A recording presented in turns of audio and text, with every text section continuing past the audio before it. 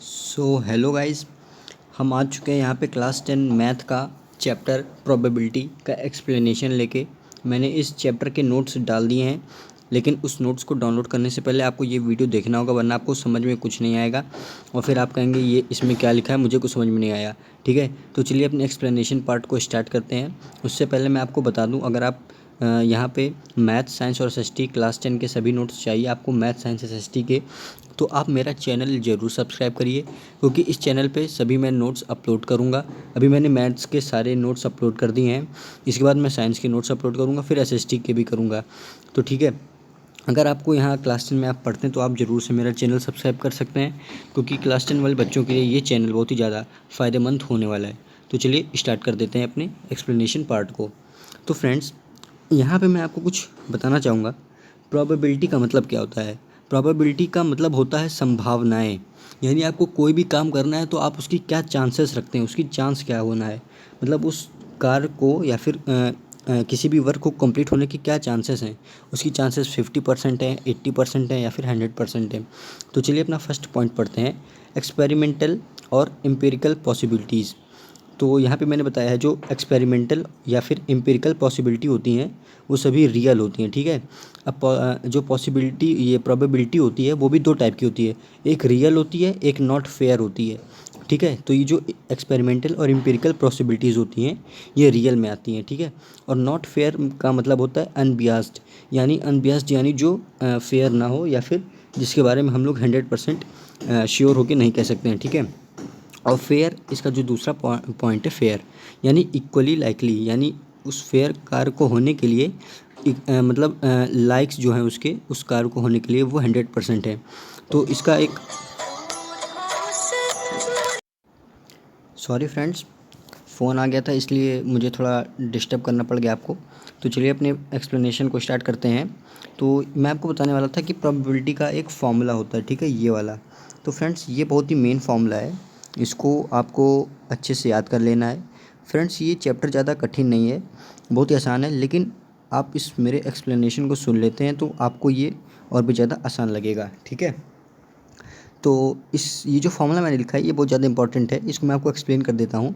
इसमें आप देख सकते हैं, event happen upon number of trial, यानी जितने भी इवेंट हुए हैं उस अंदर इवेंट के अंदर जो भी वैल्यूज़ हैं वो टोटल वैल्यूज़ का जो भी होता है, इवेंट के जितने भी हुए हैं, इवेंट हैपन, उस इवेंट में जितनी भी न्यूमेरिकल वैल्यूज़ हैं वो divided by number of trials, यानी जितने भी आपने उस वैल्यू को पॉसिबल करने के लिए जितने भी ट्रायल्स किए हैं, एक किया है कि दो किया है कि 3 टाइम्स किया है कि 4 टाइम्स किया है, तो यहीं पे आपको उसको नंबर ऑफ़ ट्रायल्स लिख देने हैं। ठीक है, तो चलिए अब मैं इसके लास्ट उसको पढ़ता हूँ, सेकंड वाला point, theoretical probability also called classical probability of an event E.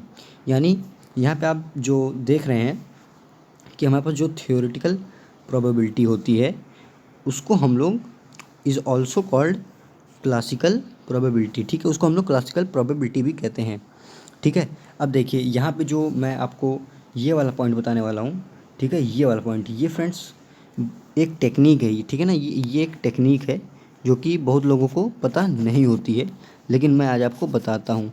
ठीक है, तो चलिए ये एक टेक्निक है, और इस टेक्निक की मदद से आप जो भी कॉइन्स वाले क्वेश्चन आते हैं, इसमें कॉइन्स वाले क्वेश्चन आते हैं कि 6 बार सिक्के उछाले गए, कितने हेड आए, कितने टेल आए। ठीक है, तो इस क्वेश्चन को सॉल्व करने के लिए मैं आपको एक टेक्निक दे देता हूँ कि जैसे सुनिए, अगर आप एक बार इस कॉइन को उछालते हैं, जैसे यहाँ पे देखिए मैंने एक गलत लिखा है, ये कॉइन नहीं, इस कॉइन की जगह डाइस होगा। ठीक है, डाइस, ये जो कॉइन होगा ये कॉइन नहीं होगा, ये जो कॉइन है ये कॉइन नहीं होगा, इसकी जगह डाइस होगा। ठीक है, डाइस, डाइस यानी लूडो की गिट्टी, जो लूडो की गिट्टी होती है वो।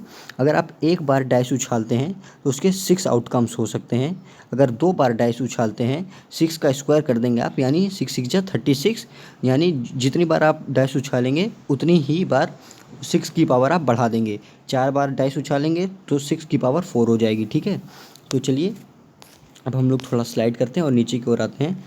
अब हम लोग दूसरा पॉइंट पढ़ते हैं, सम ऑफ ऑल पॉसिबिलिटीज़ इज़ 1, यानी आप अगर जितनी भी आपके पास प्रोबेबिलिटीज़ हैं, 100 प्रोबेबिलिटीज़ हैं, तो उस प्रोबेबिलिटी का सम हमेशा 1 ही होगा। ठीक है, और ये देखिए यहाँ पे एक और मेन फॉर्मूला मेरे पास है, उसको भी मैं हाईलाइट करूँगा। ये देखिए, ये जो ई के ऊपर डैश लगा हुआ है, इसको हम लोग पढ़ते हैं पॉसिबिलिटीज़ नॉट, ठीक, पॉसिबिलिटीज़ नॉट, नॉट पॉसिबिलिटी यानी पॉसिबिलिटी होने का कोई नहीं तरीका, यानी ये जो पॉसिबिलिटी होता है उसका उल्टा होता है नॉट पॉसिबिलिटी, ठीक है। उसको हम लोग पी की पावर ब्रैकेट में ई और ऊपर एक डैश, डैश से डिनोट करते हैं, ठीक है।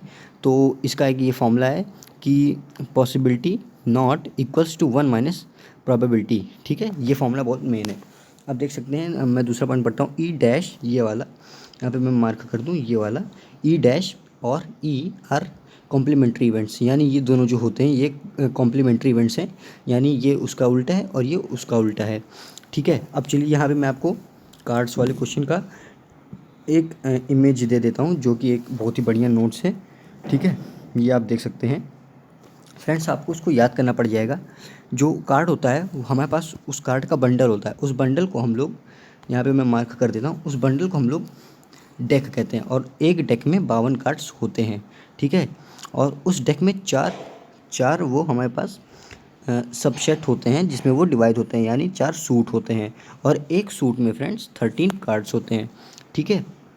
और जो मैंने आपको बताया था 4 सूट होते हैं, उसमें एक सूट का नाम होता है स्पेड, एक सूट का नाम होता है क्लब, एक सूट का नाम होता है हार्ट और एक सूट का नाम होता है डायमंड, ठीक है। और एक सूट के अंदर, यानी जैसे मैं आपको स्पेड लूँ, उसमें 3 मेन चीज़ें होती हैं, एस होता है, किंग होता है, क्वीन होता है और जैक होता है। इसको मैं हटा देता हूँ।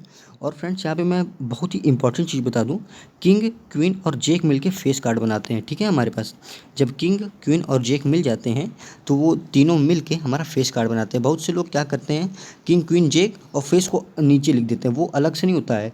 वो फेस कार्ड जो होता है वो किंग, क्वीन का कॉम्बिनेशन होता है और जैक का, ठीक है। फिर ऐसे हमारे पास इसके 13 कार्ड्स होते हैं, जिसमें मेन कार्ड होता है एस, एस दे सकते हैं, यहाँ पे मैं हाईलाइट कर दूँ।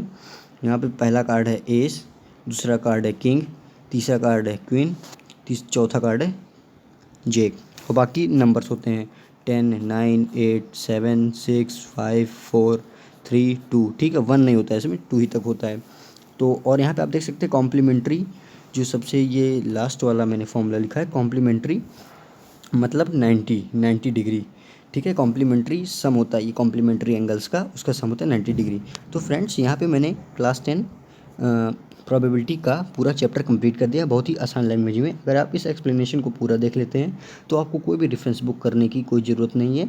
यहाँ पे आप केवल एनसीईआरटी के क्वेश्चन कर सकते हैं और आप कोई भी क्वेश्चन इसको सॉल्व करने के लिए रेडी हो जाएंगे, आपको कोई भी इंट्रोडक्शन लेने की ज़रूरत नहीं है। तो फ्रेंड्स, अगर आपको मेरा चैनल अच्छा लगता है तो आप ज़रूर से मेरे चैनल को सब्सक्राइब करिए, क्योंकि यहाँ पर मैं बहुत ही अच्छे नोट्स प्रोवाइड करता हूँ। तो बस आज की वीडियो में इतना ही।